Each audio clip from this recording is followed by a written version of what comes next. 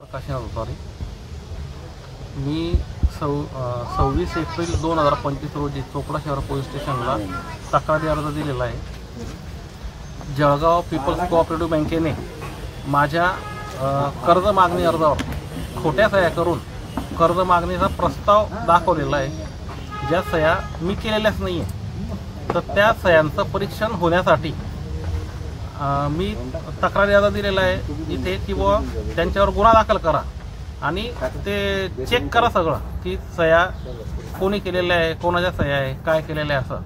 तर पोलिसांनी सर्व तपास पूर्ण केला माझ्या माहितीप्रमाणे आणि 2-3दा DYSP साहेबांकडे गुन्हा दाखल करण्यासाठी परवानगी देखील मागितलेली आहे। मध्यंतरी ते हायकोर्टात देखील गेले होते, जळगाव पीपल्स कोऑपरेटिव्ह बँकेवाले।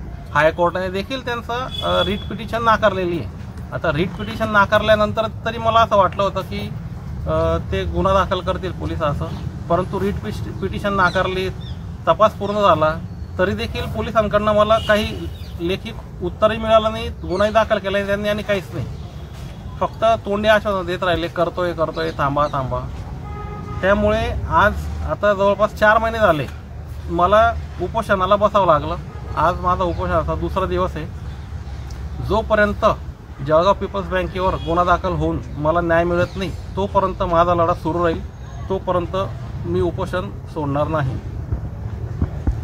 आतापर्यंत कोणते अधिकारी भेटायला आले का तुम्हाला?